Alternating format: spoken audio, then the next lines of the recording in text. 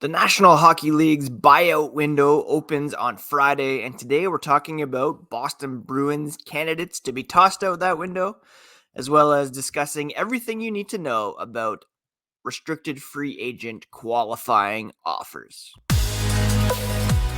You're Locked On Bruins, your daily podcast on the Boston Bruins, part of the Locked On Podcast Network, your team every day.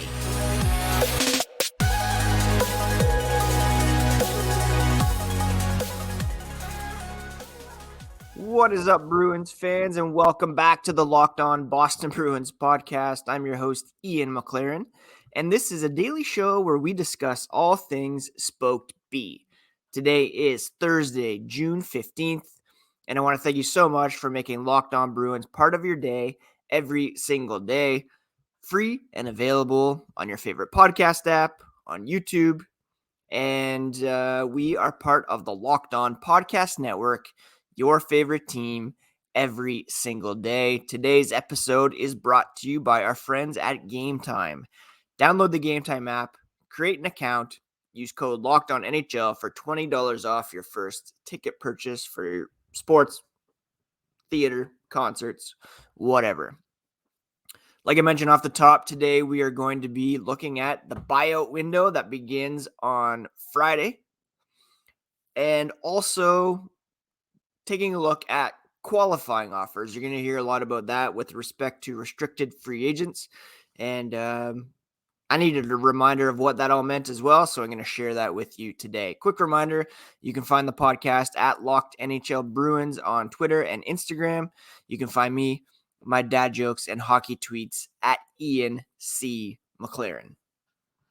Let's start with the buyout window, shall we? And that begins June 15th, usually, or 48 hours after the Stanley Cup final ends. So that would be tonight. So they're just going to push it till tomorrow. The buyout window closes on June 30th at 5 p.m. Eastern, day before NHL free agency begins. Now, teams are allowed to buy out a player contract to get some salary cap help, basically reduced salary cap hit over a period of twice the remaining length of the contract. The buyout amount is based on the player's age at the time of the buyout. So if the player is younger than 26 at the time of the buyout, it's 1/3 of the remaining contract value that is reduced. If they're over 26, then it's 2/3 of the remaining contract value. And we'll talk about that with respect to a couple specific players. So the buyout is spread over a period of twice the remaining length of the contract. So if a guy's got 1 year left, it's spread out over 2 years. If he's got 2 years left, it's spread out over 4 years, and on and on. You multiply the remaining salary minus signing bonuses by the buyout amount as determined by their age to obtain a total buyout cost. So that's pretty much it when it comes to buyouts for standard player contracts. You multiply the remaining salary by the buyout amount, spread the total buyout cost over twice the remaining contract years, and you determine the savings by subtracting the annual buyout cost from step 2 by the player's salary. So who could be bought out by the Boston Bruins? Well, we know that there's one player who will be bought out without question. It's a guarantee. His name is Mitchell Miller.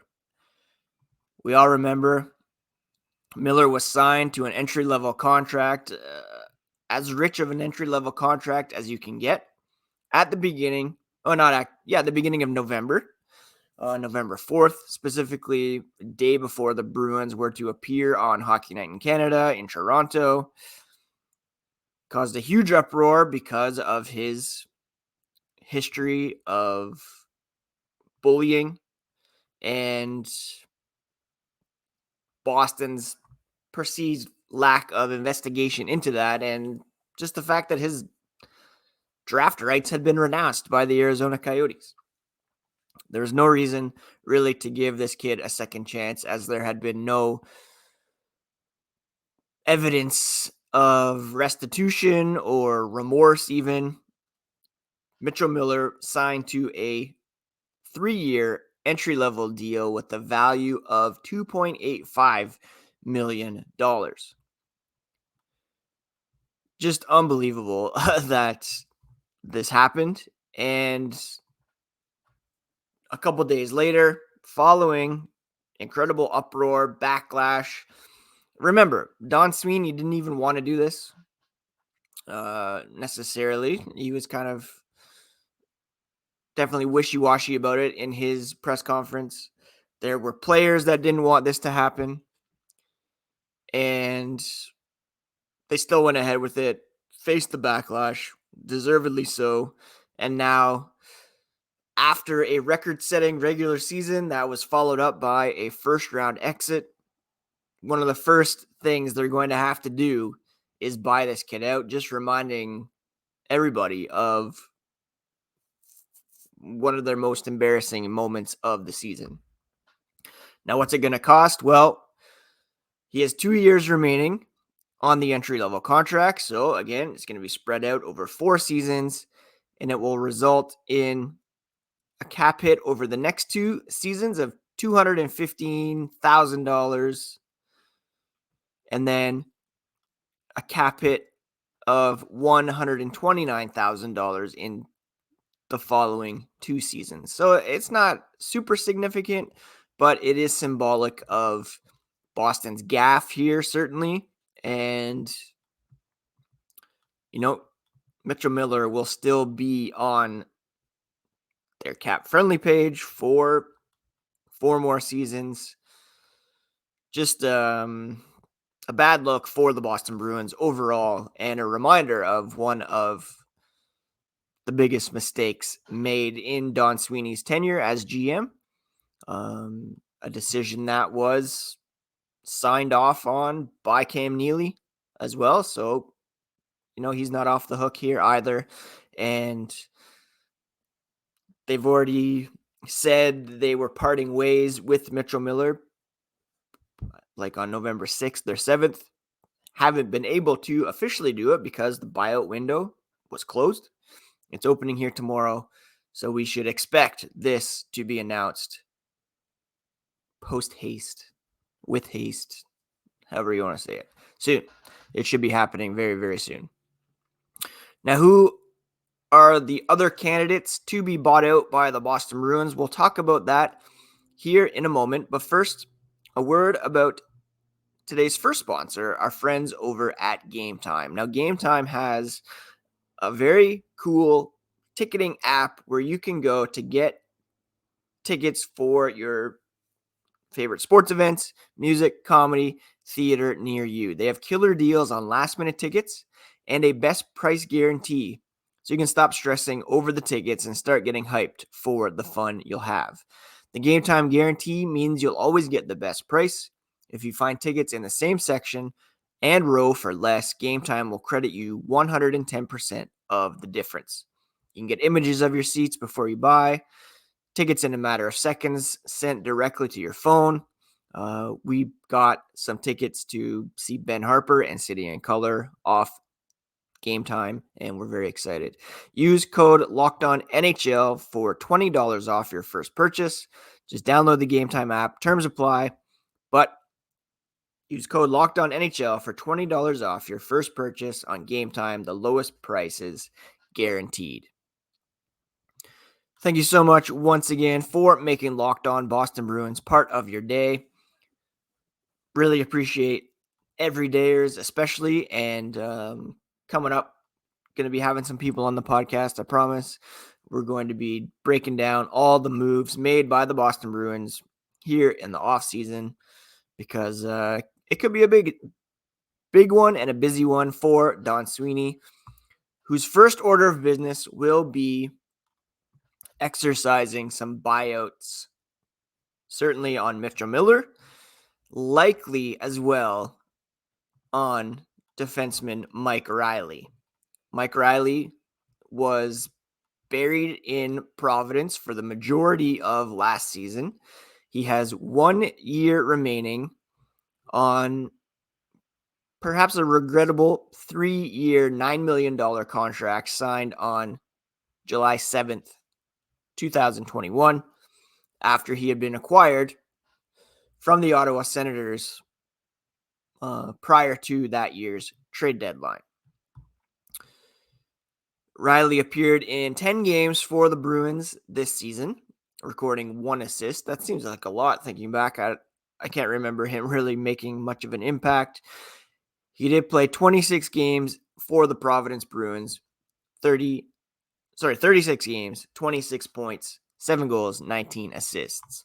The Bruins tried to move him all season long, no takers, and it's likely that he will be bought out by the Boston Bruins. Again, he's got 1 year remaining on the deal, so it will be spread out over 2 seasons. Bruins cap hit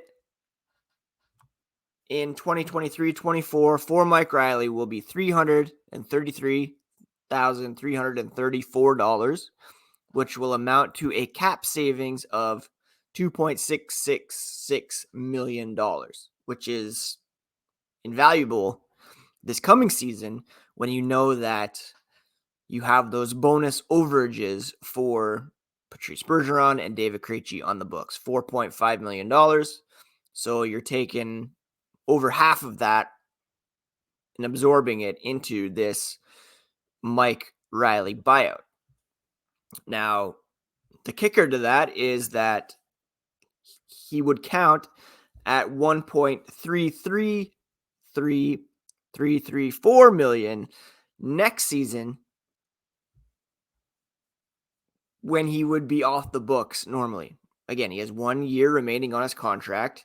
If you buy him out, it's spread out over 2 years.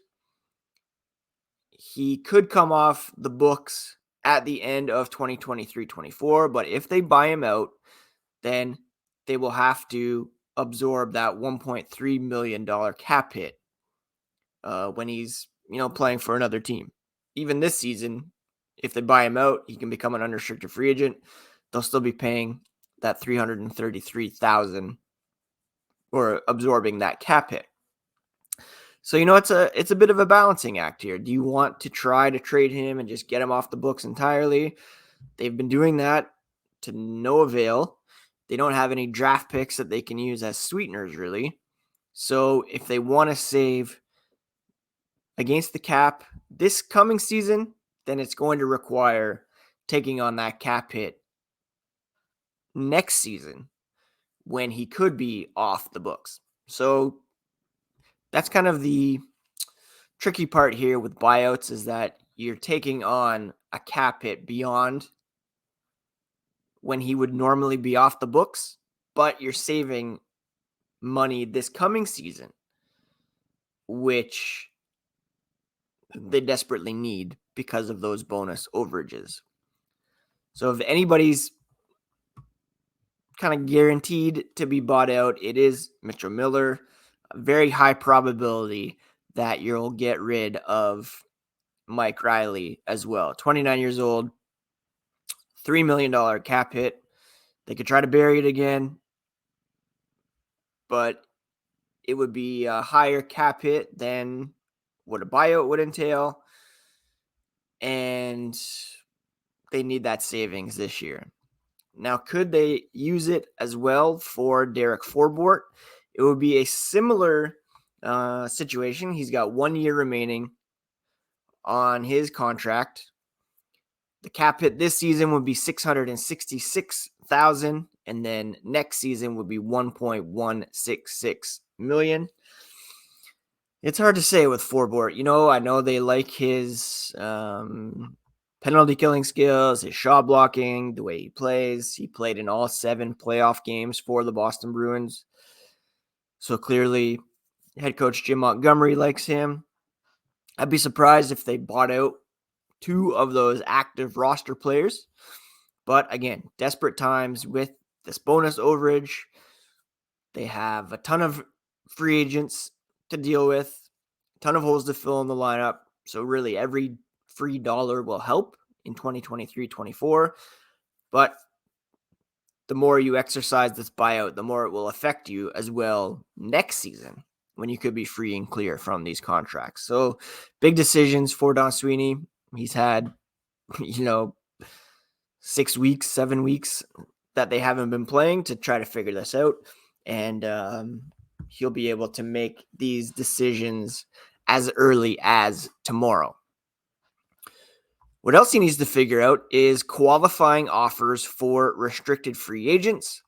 And I'll walk you through what that means here in a moment. But first, another word about today's second sponsor, our friends over at Bird Dogs. Now, Bird Dogs sent me a couple pairs of shorts a couple weeks ago, and I cannot take them off. They are made with this stretch khaki that is designed to fit slimmer through the thigh, giving my legs a sculpted look, and they fit way better than regular shorts that are made of stiff, restricting cotton. They invented a cloud knit fabric that looks just like khaki but stretches so you get a way slimmer fit without having to sacrifice movement. They also have this anti-stink sweat wicking fabric that keeps you cool and dry all day long. Go to birddogs.com/LockedOnNHL and you'll get a free Yeti style tumbler with your order. This beauty right here. That's birddogs.com/LockedOnNHL for a free Yeti style tumbler. You won't want to take your bird dogs off. I promise you, they are so incredibly comfortable. Let's finish today by discussing qualifying offers. You're going to hear a lot about these in the coming days. You've already got teams announcing they signed so-and-so to qualifying offers. What does that mean? Well, in order for a team to keep a player's restricted free agent status, they must provide a qualifying offer.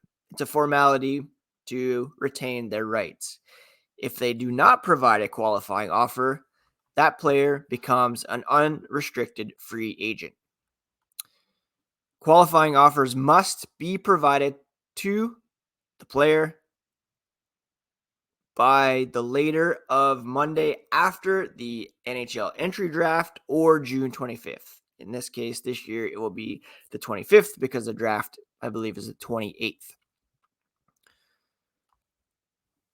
So, what does that mean? Also, one more note, a qualifying offer cannot actually be accepted before July 1st. If a qualifying offer is not accepted, it expires by July 15th unless extended in writing by the team. So the player, they can extend qualifying offers. It's not completed before July 1st. Now, that doesn't mean that the qualifying offer amount is what the teams will agree to. For instance, let's look at the Boston Bruins situation. One of their most notable restricted free agents is Trent Frederic. His qualifying offer is set at $1.15 million. And how do they get to that? Well, it's your most recent salary at 105% valuation. So Trent Frederic this past season made $1.05 million. His qualifying offer is $1.15 million. If that makes sense. Which it should. So,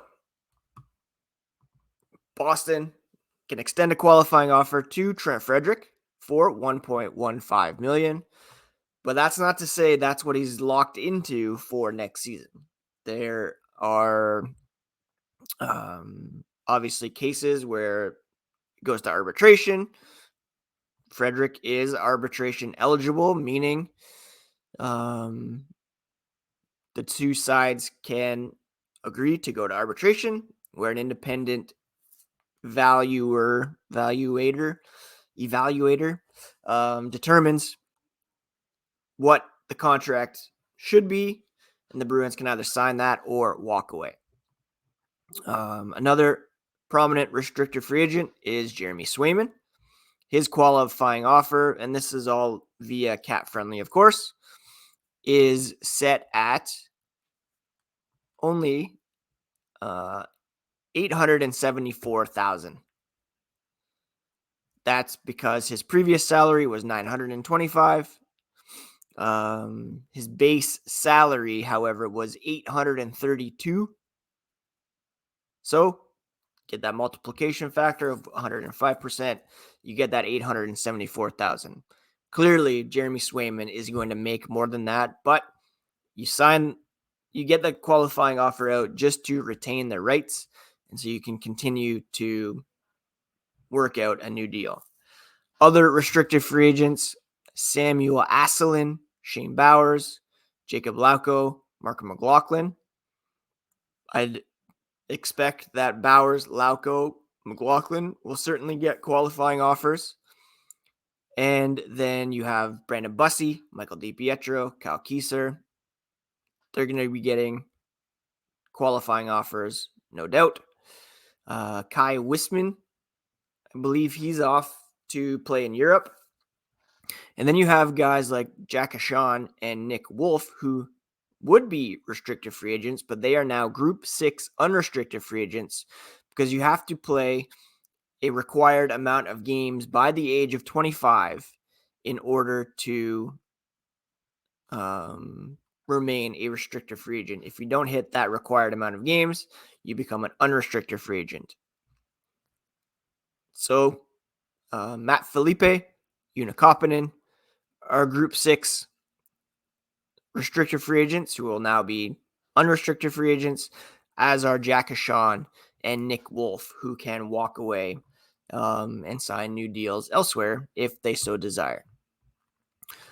So it's, a little complicated, all this contract stuff, but you're going to hear a lot about qualifying offers. Just know that it means they're retaining the rights to re-sign these restricted free agents, and it doesn't mean that their contract status is clear. They can still work out term and valuation with the Boston Bruins. And the buyout window, again, opens tomorrow. Mitchell Miller, by the window, I'll throw you out the window.